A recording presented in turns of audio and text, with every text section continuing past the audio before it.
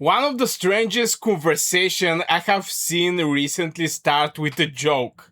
A player look up how many VIP points you will need for SVIP. 3 million. Then he did the math and basically come to the conclusion that as a free-to-play player, it would take him something like decades. Another player joked about needing 40 years. Then somebody else said they actually know a player who was getting close. And honestly, that should have been the end of the conversation. Instead, it created a question that I couldn't stop thinking about. If reaching SVIP takes that long, why are some free-to-play players still chasing it? And as you can see, I'm VIP 10, and this is one of the first goals I'm having. Now, obviously, I'm actually spending a little in the game, so yeah, when I start, I was chasing to get VIP 10. Why, you may ask, is just because I will be able to get this chest every day, which is going to give me a legendary commander sculpture. Obviously, I'm completely at the beginning of my journey in the VIP, but I'm already level 10. The next one I'm trying to hit most likely is going to be level 14, because this is going to be where I'm going to get like 3 sculptures per day. I'm looking at from how efficient my account, the most efficient place that I can be with the VIP, getting the best value from this daily chest, because every day you're receiving this one. But here in this conversation, the interesting part was for SVIP. This is a VIP 20. Now, from first look, the difference between VIP SVIP is like, here you get like 3 transmission stone, crystal key. Here you get this legendary formation choice chest. Again, the same sculptures, transmission stone, and crystal key. But it's not only that, you're also having all these beautiful, beautiful buffs that you're receiving with the SVIP. So, this is my little story about my long-term goal that is going to be VIP 14, and I think it's important, and I still believe it's important till these days, because at first glance it sounds impressive. The idea of reaching SVIP as a free-to-play player, that's a cool achievement. And I play other game where the game is named Call of Dragons. It's also Farlight game, and I played for like 3 years there and I'm like 700k till I reach the SVIP. There is VIP 16. Just you know, I have experience that I'm waiting to get SVIP at other similar game. People will talk about it, people will respect it. You have something very few accounts have. But then I start wondering something. What if the problem isn't whether you can reach it? What if the problem is what you're giving up while trying?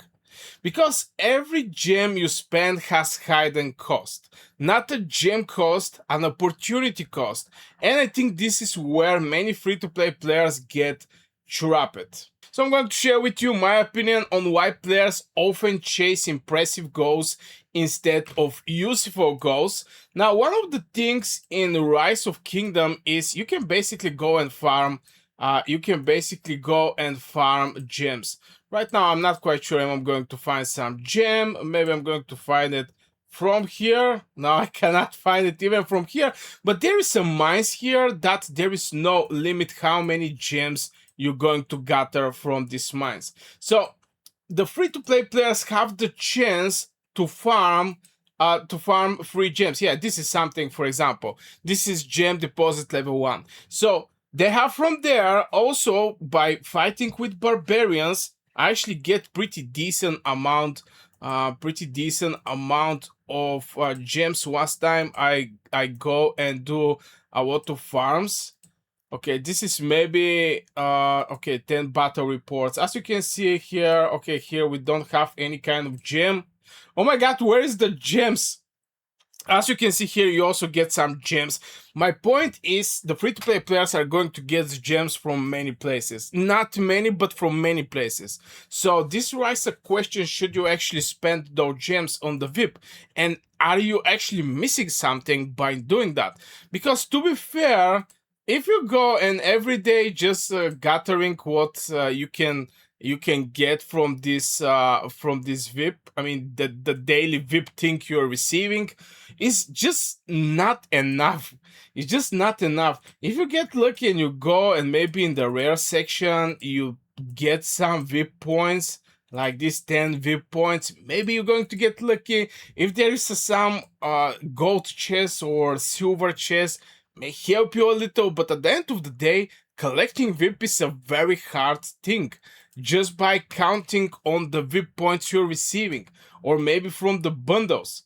Okay, this is not actually a bundle. Here I can get like 6,000, but it's costing like 100 USD. So you get the idea. Most likely people are going to, I do it also. I spend gems in the VIP so I can achieve VIP 10. It's completely impossible for me.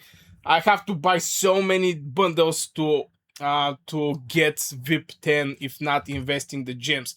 So my opinion, by chasing those goals, maybe the free-to-play players and other players are missing other opportunities. Because when we look at gems, we usually ask what I'm gaining. But maybe the better question is what I'm not getting because of this. And those are completely different questions. Then I start thinking about the VIP. I mean, just the VIP, not the SVIP.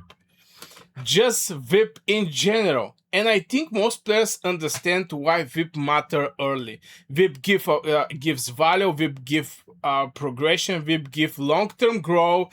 And one of the things is like at level 6, you're going to unlock a second builder queue. So you have like 2 builders. I already mentioned about the gold hits. I mean, you get some value there. Most people agree with that, but here's the weird part. At some point, the discussion stopped being about the value and start becoming about milestones. VIP 10, VIP 12, VIP 14, and SVIP. I think the next milestone from VIP, as I mentioned, VIP 10 is giving 1 head, VIP 12 is giving 2 heads, VIP 14 is giving 3 heads. I think the next milestone maybe is going to be the SVIP. And suddenly players are no longer asking, is this help my account? They're asking, how far can I push this? Those are not the same things.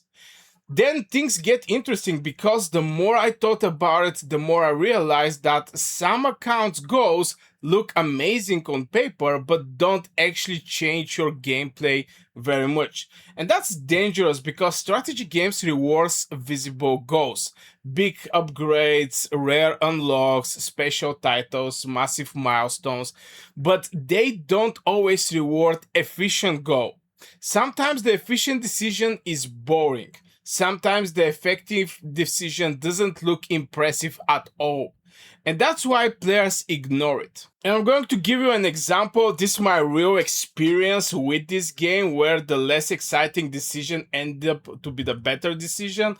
And this is with my upgrades. Now, people was tier 4, but before I actually reached the tier 4, I mean, I reached tier 4 way more later. Way more later, yeah. And the reason behind was I was first going to maxing the mathematics and obviously the first research speed.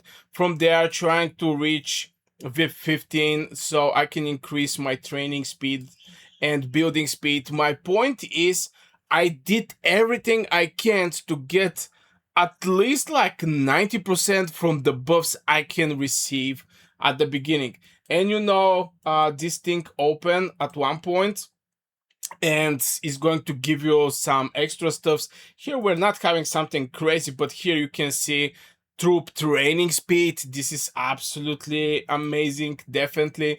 And here you can get some extra boosts. My point I'm trying to make here is with those boosts, you can even reduce the timing and actually spend less speed ups over something that if you rush, you're going to spend more speed ups. And at the end of the day, this is boring. It's not giving you some crazy value. I mean, it's giving you crazy value, but it's not producing that much power. It's not making your legion stronger.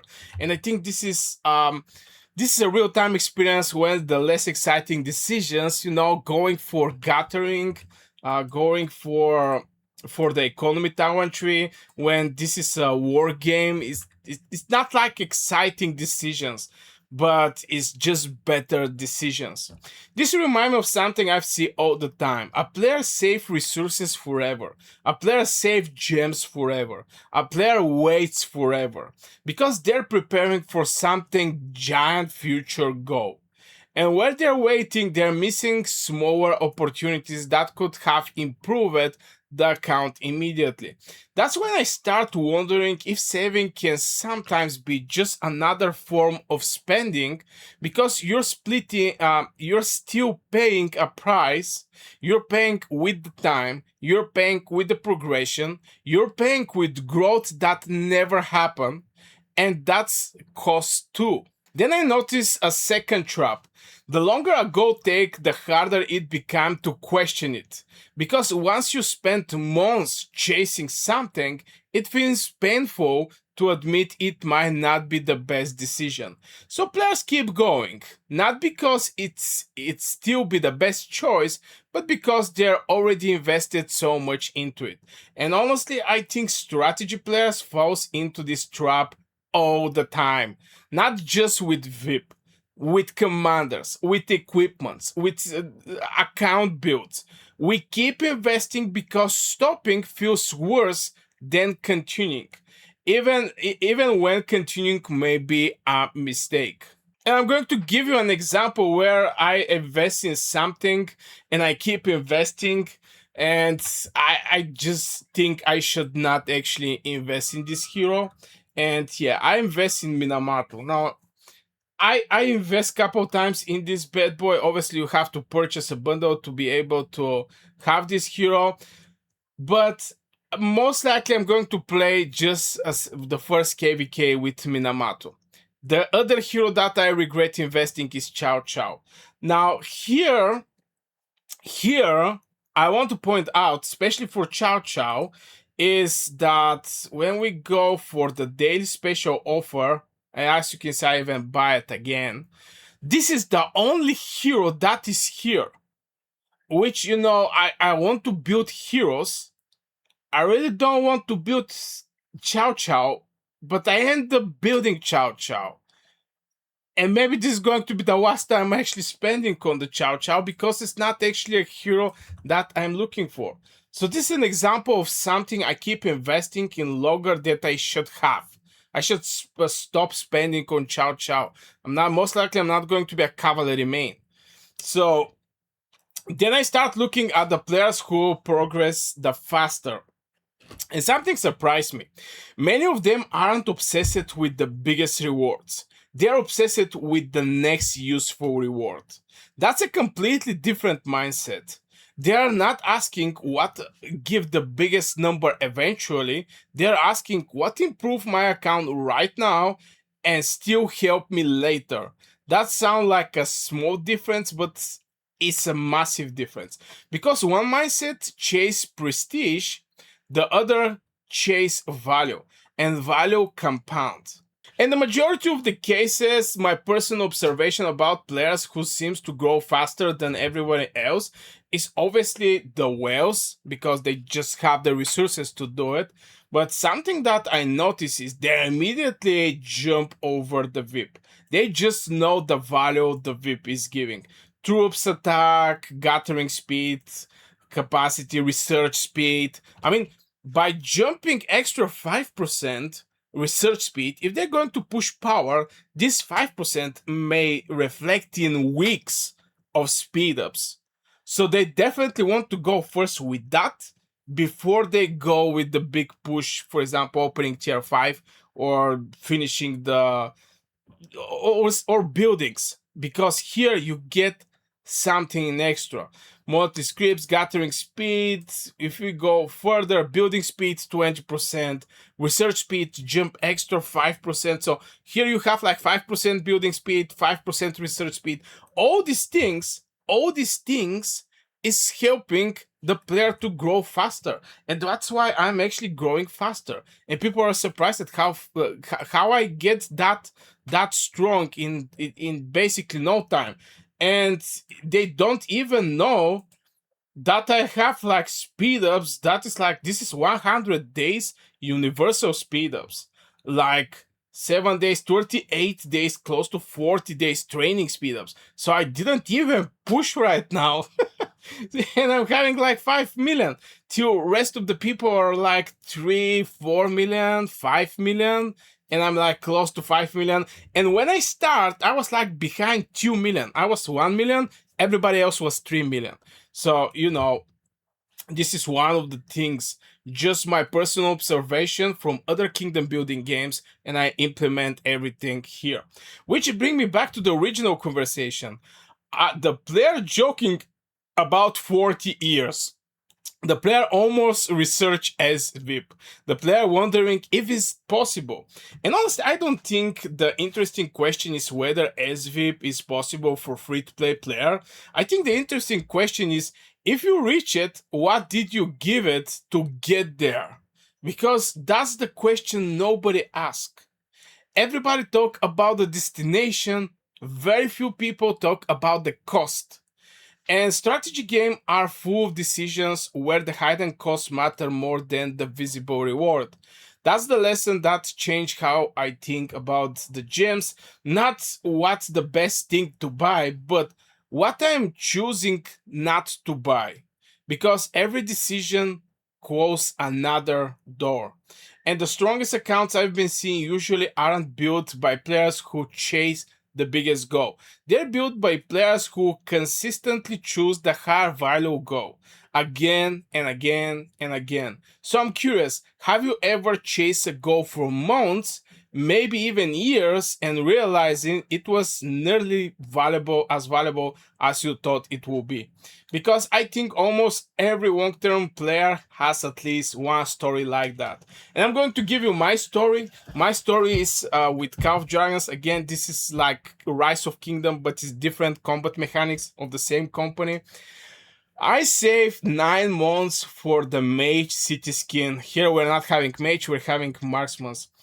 And after I get this Mage City skin, here we also have City skins, I was a little disappointed, I'm not gonna lie. But I still saved like 9 months speed ups so I can push 50 million power. So this is my story. Anyway guys, this is going to be for this video. Huge thank you to all channel members for supporting the channel. And if you do like to support the channel as well, you can check out the join button below. Members get early access to videos, exclusive content, member shoutouts, and Warword members can reach out to me directly for strategy and account advices. Thanks for watching, and I will see you in the next one.